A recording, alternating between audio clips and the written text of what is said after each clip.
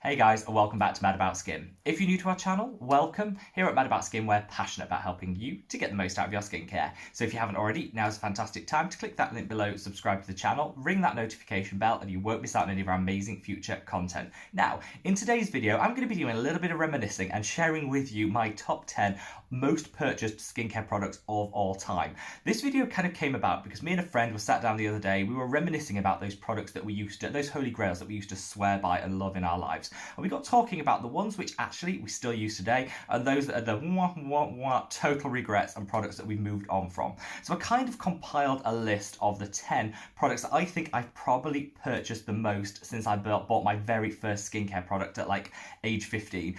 And these are the products which are featured most heavily in my routines. There are some ding ding ding, proud to say they're still in my routine, and there are some total flops that I'm ashamed of, but we're still going to mention because we can learn from them, and I'm going to share my thoughts and feelings.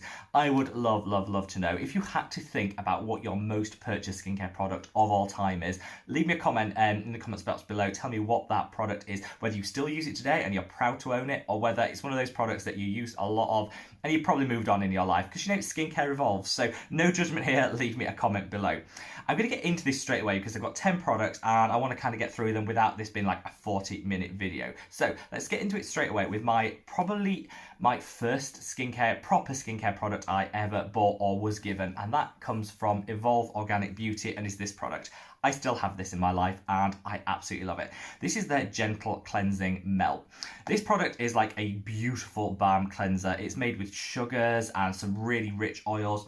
It smells absolutely divine. It smells a bit like, I'm going to say like violets, and it's not because it's all natural scent, but it just smells absolutely divine and summery and fresh, and I love this. As just a total side note of a story, my mum bought me this when I must have been about 15. It didn't look like this, it didn't have the same packaging, but she bought me like the precursor to this product when I was about like 15 or whatever. I always used to get like the building blocks stuff for, it used to be called like Connects or something, where you used to snap bits together and build these like skyscrapers and roller coasters and stuff. It was always like one of my birthday presents. And then when I came out to my mum for the next birthday, she bought me skincare, which actually turned out, total stereotype, but turned out amazingly, because you know, look where I am now, and I never look back. And I love this, and this is one of the first products my mum bought me, and I absolutely love it, and I still use it today. I use it because A, it is still effective, and it's a really nice first cleanse if you're doing a double step cleansing routine.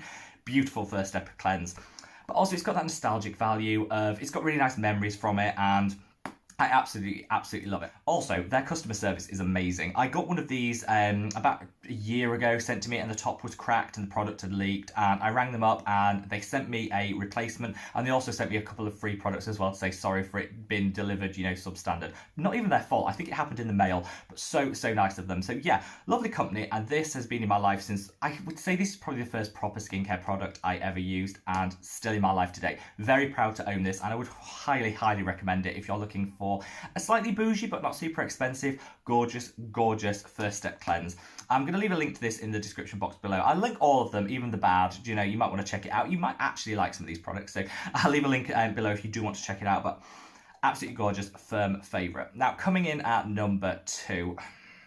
This is not a firm favourite, and I don't even know if you can get these still. I think, tragically, you can. And these are the Clearasil Acne Pads. I think everybody has used these at some point. My skin was horrendous in my teens. It was like acne central, and so I reached, like all teenagers do, for the Clearasil Acne Pads. And these were like these discs that looked like cotton rounds, but they were thin and they were quite abrasive. They had like a textured surface that used to scrub, and it was just packed full of drying alcohols. I think it had like peroxides in there. It probably had a bit of salicylic acid in, but wasn't really doing much.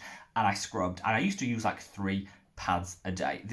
Awful. How my skin is still attached to my face is beyond me, because people always gasp at like the apricot scrub and how awful that is. They forget how bad Clearasil was. It scrubbed and it was so drying and awful. Terrible product. And I still use this when I went to university. So this was like a long-term love affair with this product. And actually, as a total like side note, when I stopped using this product was when they changed the formulation, and I think they upped the amount of peroxides or something in there, and they changed the formulation. And I noticed when I was using it, it actually dyed all the hair around my side, went really like light and orangey. So it was actually like bleaching your hair. That's not good for the skin, so I stopped using it straight away. And me and a friend actually thought, you know, we don't want to waste a product, we don't want to just throw it out, because I had a whole tub of them. and we actually used it to give ourselves DIY highlights. And can you imagine how that turned out? Not well at all. It does bleach the hair though, or did back then, and I'd love to know if you can still buy these, but if you can, promise me, nobody goes anywhere near them. Absolutely awful product, and probably my biggest skincare regret of all time. And I don't know why people don't shade these pads more, but you know, hey, I bought a lot of them. Now, from a terrible product, a huge product regret that was those clear result pads, to one that I will never regret, and I featured on the channel before, which is this. This is the Aesop, a rose by any other name body cleanser. I got bought this, again, this is my mum's fault again. So she got me into this, and she bought me this for Christmas about 3 years ago, and I've been using it ever since. This is my go-to body wash. It smells absolutely divine. I have bought so many of these because one of these lasts about 2 months, like 2.5 months. So you get quite a lot of use out of one product, and it is quite expensive. I think it's like £27 here in the UK. That's quite a lot for a body, you know, body wash, but it smells divine.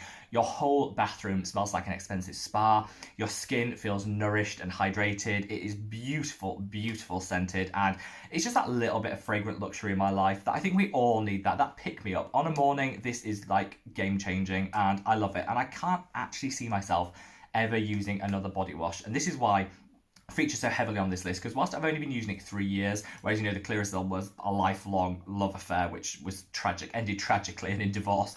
This is a product that I've just started using like 3 years ago, so I'm relatively new to it, but every like 2 months I buy one of these. I always have one in store, and this is going to be on my Christmas list. I would encourage everybody, if you're thinking of like what you can ask as like a little bit of a bougie treat over the festive period, this is a really good option. I absolutely love, hardcore love this product. And again, link to the description box below, because I think everybody should try this once in their life, particularly if you like rose, but it's not really offensively like strong rose scent. It's like earthy and rich, absolutely beautiful.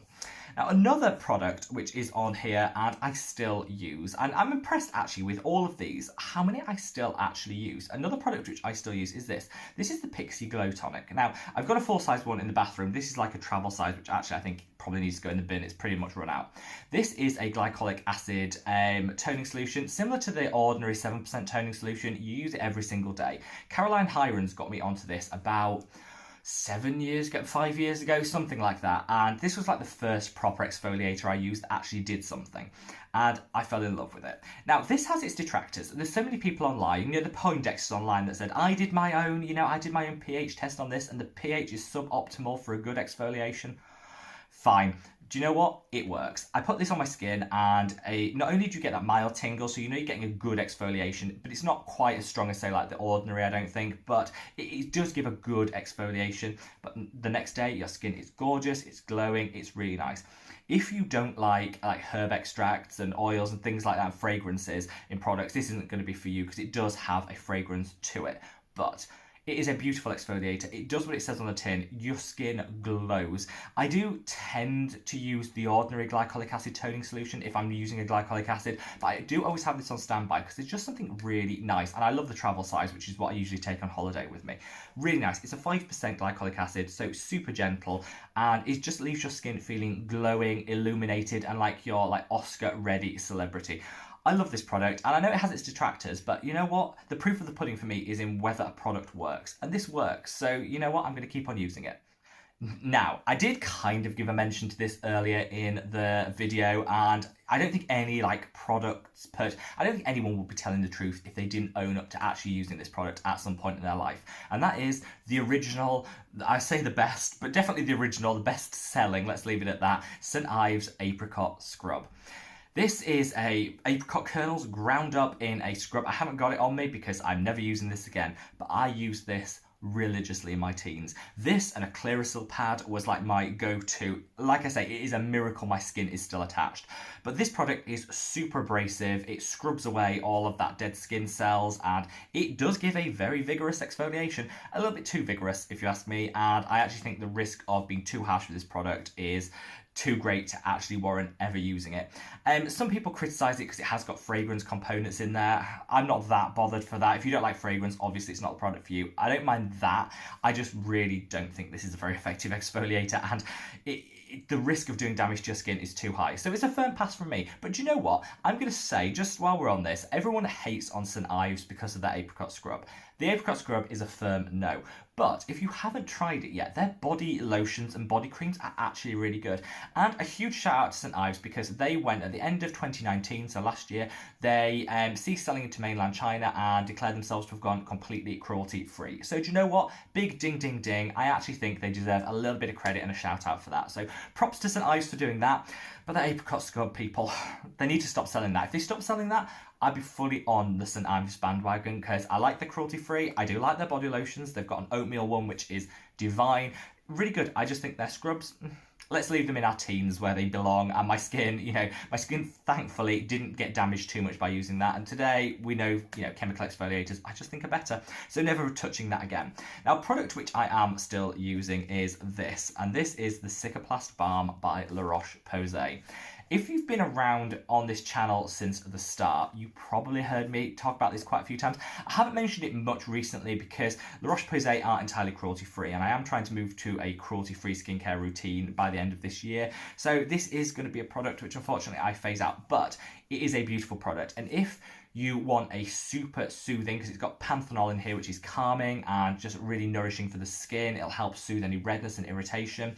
And you want a really occlusive balm that's going to hydrate. I did a video on slugging the other day, which I'll link up there, where basically people put moisturizer on and then slather on a layer of Vaseline. And I just said it's just the worst idea for your skin, especially if, like me, you have acne and you're breakout prone. It's just not a great idea. And actually, you'd be better investing in a thick, occlusive moisturizer that's actually going to add some additional benefit. This could be a really good option because it's got so many lipids in here which are going to strengthen the barrier of the skin. The panthenol's great. It's just a wonderful, wonderful product. I absolutely love this. I've got about 12 of these on the go at the moment because they're so small. You lose them. You've got one in a bag. You've got one by your vanity. You've got one downstairs. I lose them all over the house. So I've got loads on the go at once, but they're like £5. So it's super affordable. I love this. I'd recommend this for anyone that's trying to repair the barrier of their skin. They have irritated skin and they want something to nourish but calm. It's a really, really nice option. I do wish they go cruelty free because that's the only thing that's preventing me continuing this in my skincare routine. And when they do, I'll pick this up straight away because it is a really, really nice moisturizer. Now, I imagine quite a lot of you are screaming at screen shouting, why have we not had mention of the Ordinary yet? Because actually, most of my routine is, the Ordinary feature very heavily in my skincare routine, let's put it that way. But if you think I've been doing skincare for like 15, 20 years, actually, there's a lot of products came before the Ordinary, which is a recent invention and recent discovery for me anyway, in terms of my skincare. But one product which I probably bought 20 bottles of, maybe even more, and you're all screaming it and you all know what it is, and that is the Argireline solution. Botox in a bottle. I'm not going to bore you with it in this video because you probably all heard me bang on about it. I'll just leave a link to a video where I discussed it. It's still in my life. It's a holy grail. It's coming to me to my fictional desert island. I love, love, love this product. Of all the Ordinary products, this is the one that I definitely have bought the most in terms of the number of bottles. A little does go a long way, and this probably lasts 2 months, so 6 a year is probably how I calculated it, but over the period of the last 3 years, this has become a firm favourite for me. Absolutely love it.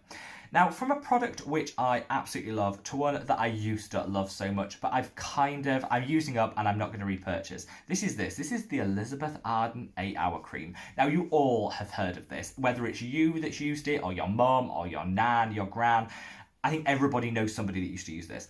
I actually love the smell of this, and I know so many people say, oh, it smells so old-fashioned and grannified, and I actually really like the smell of this.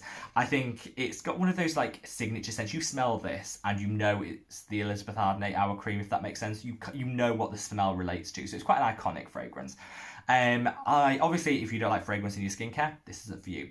Now, this is a product which I have used so often. Now, not to slug, so before any of you come from me saying, I thought you hated Vaseline, and this is basically just bougie Vaseline. No, not to slug. I've used this on dry elbows, and if my lips were really dry, though I've now moved to the Cicaplast lip balm, so I'm not using it for that anymore. But I used to use it for all those things. Then I realised, actually, there's so many better humectants and moisturisers out there than petroleum jelly. And so I actually use this on my animals. So For those of you that know me, I've got chickens, gorgeous set of chickens, and they can get frostbite in the winter on their wattle and their comb. So you can put this on to prevent it when it's super cold here in the UK. Put this on, they don't get frostbite.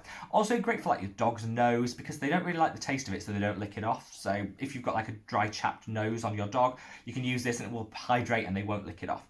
However, my friend did point out to me, and this is a really good point, that Elizabeth Arden are not cruelty-free, and so actually the hypocrisy of me slathering a non-cruelty-free product on my free-range, organically fed, lovely hens probably isn't the best approach. So I'm not one to waste product. I'm going to use it up to the end, and I'm nearly there with this one, and I'm not going to repurchase it. I'm going to look for another one. A couple of people have recommended like the Paw cream, so I'm going to look into that because that's like a cruelty-free option. So I'm going to look into some other options. So I'm not going to buy this, but I have used this for the longest possible time and was a cult favourite of mine for years. Now, coming in at number 9 is a product which I think, again, you probably all used at some times. That is the Ryman's P20 sunscreen. A little bit of it, I think it used to always be in like a factor 20. That's maybe why it's called P20. I don't know. But I always used the factor 50 version. This was like my go-to sunscreen for years. Here in Europe, it's a huge brand. Loads of people use it. I love this because you literally put it on and it dried super quick. It was like the Korean, you know, when you get those Korean sunscreens that don't leave that film on the skin. It was kind of like that before its day, and you could put it on your skin, it sank in, you didn't feel like you were wearing a mask, and it was super easy because it was like in a liquid, so it'd go over the body really easily. I loved this product. Now I look at the ingredients and it's basically just denatured alcohol. That's why it evaporates so quickly and leaves a really dry finish to the skin. It is just alcohol central. I actually realised probably how bad this product was when I got burnt, which obviously you should never do, but you know, none of us are perfect. Got burnt on holiday and it peeled. And then obviously you still cover it, stay out in the sun, but you still put sunscreen on it. And I put this product on that peeled skin and oh, the burn, the sting, absolutely like out of this world painful. That's all the alcohol in the product, and that's when I realised, turned it over, looked at the ingredients and thought, probably not for me. They do cream ones actually now that don't have, they have fatty alcohols in there, not actually drying alcohol. So if you do still like this, they do cream versions. So I'm not calling that out. I loved this product for so long, but you know, Korean's SPFs came along. I did a video on my favourite Korean SPFs, which I'll link up there. So I'm kind of moved on from this one, but most of you, leave me a comment below, most of you have probably used this product at some point in your life, and it is a really, really good sunscreen. So I'm not shading Ryman's for this.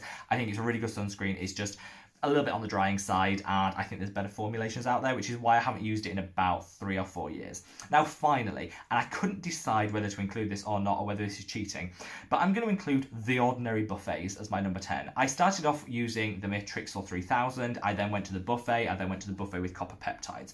They're 3 completely different products, but I'm going to class them all together because over the past 3 years, I've bought tons of these. Like I say, I now go for the one with Copper Peptides, which is my go-to, but I started on the cheapest and kind of graduated up. I did a whole video on Buffet, the peptides and buffets and all how it works, so I'll leave a link to that up there if you want to check it out. But I'm grouping them together because they're all peptide, the ordinary peptide products. So I'm grouping them all together. It's my channel, I make the decisions, but it might be seen as cheating because technically they're not one standalone product. But there you are, guys. I think that is a comprehensive list of my best, the products that I bought the most in the past like 15 or 16 years since I've really been into skincare.